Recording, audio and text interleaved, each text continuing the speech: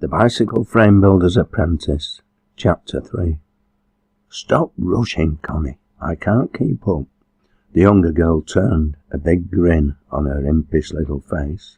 I can't wait to get home. I'm so excited. I need to tell Ralph all about it.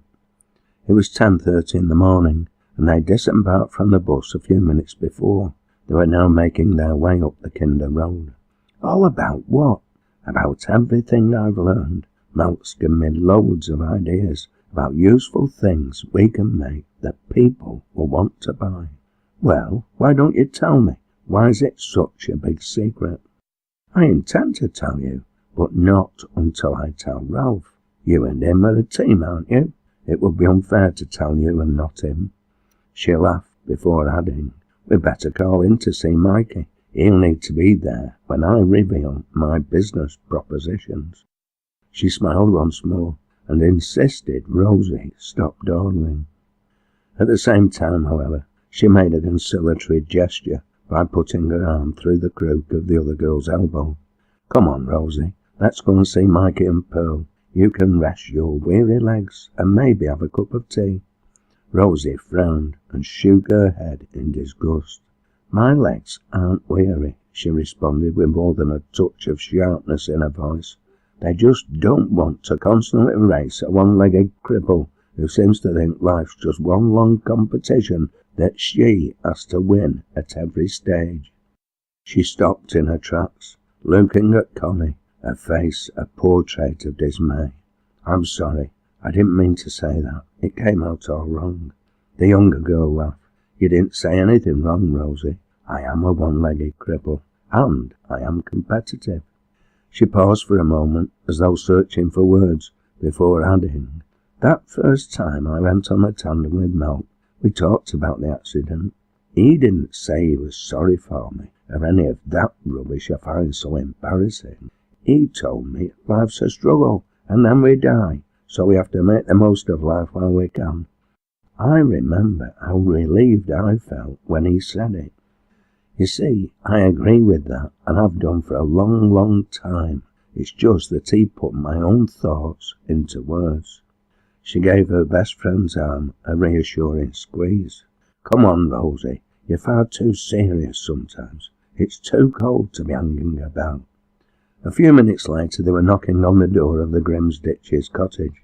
They didn't have to wait long before Mikey was ushering them into the living room, the smile on his face indicating he was pleased to see them.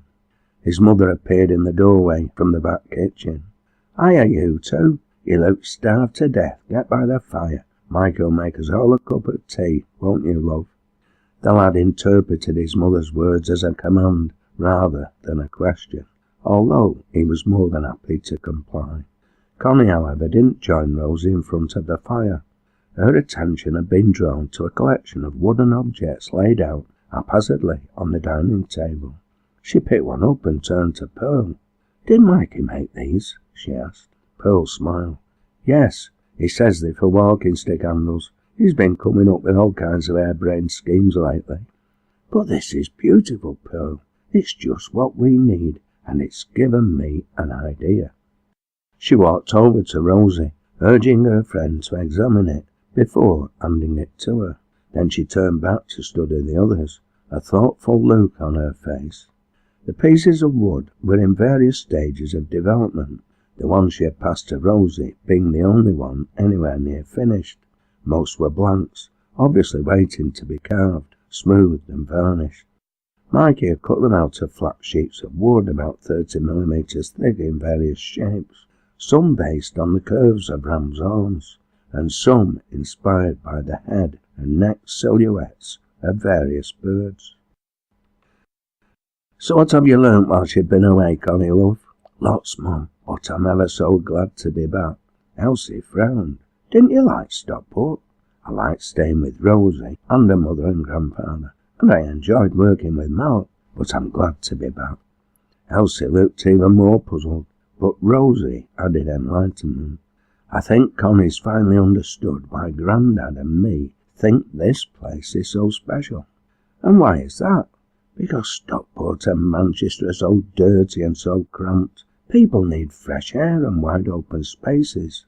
Grandad says we need to get out into the great outdoors and submerge our roots in the natural world now and again if we're to be fully human and realise our true place in nature's scheme of things. Elsie laughed. Your Grandad talks a great deal of sense, young Rosie. The funny thing is, Grandad loves Manchester and the surrounding towns. He knows all about its history. He's always talking about its people and what they've achieved and the way they've struggled, but he'll seize any chance to get away from it. Malc told me towns like Manchester are primarily made for toil, but people need time for self-education, leisure and recreation, Connie interjected.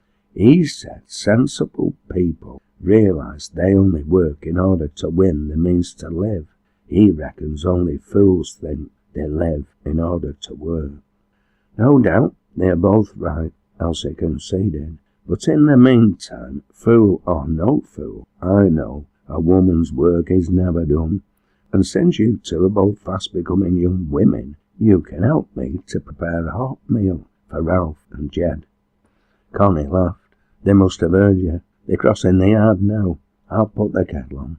Rosie looked up expectantly, and within moments the door opened, and Titch came across the room at great speed, eager to greet her. He stood on his hind legs, ears erect, expecting his reward. The girl laughed, bent down, and fondled his ears. How are you, little one?